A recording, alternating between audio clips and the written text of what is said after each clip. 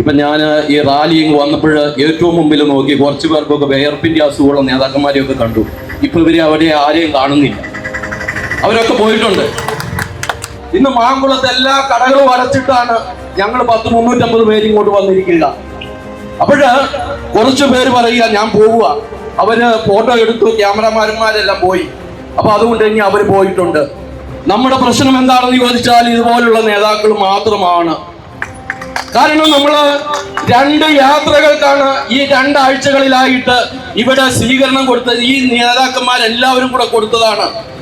നിങ്ങൾ ആരെങ്കിലും ഒക്കെ ചോദിച്ചോ എന്തുകൊണ്ട് ഞങ്ങളുടെ ഈ റോഡ് തുറന്നു തന്നില്ല, എന്തുകൊണ്ട് ഞങ്ങൾ ചെയ്തില്ല? ഭരണപക്ഷവും പ്രതിപക്ഷവും പറയേണ്ട ഒരു ഉത്തരവാണ്. നിങ്ങൾ പറയണം.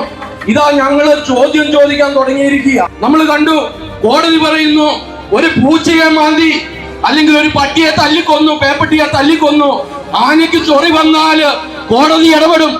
അവര് പറയും ആനയ്ക്ക് സുഖചികിത്സ കൊടുക്കണം, പട്ടിക്ക് സംരക്ഷണം കൊടുക്കണം, അവന് നല്ല തീറ്റ കൊടുക്കണം.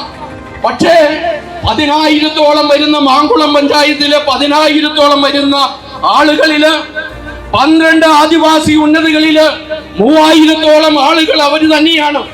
അവർക്കൊരു യാത്രാ സൗകര്യമില്ല, അവർക്കൊരു ആശുപത്രിയിൽ പോകാൻ സൗകര്യമില്ല, അവർക്ക് അധ്യാപകരും നടത്താല് അല്ലെ പഠിക്കാനായിട്ട് സൗകര്യമില്ല.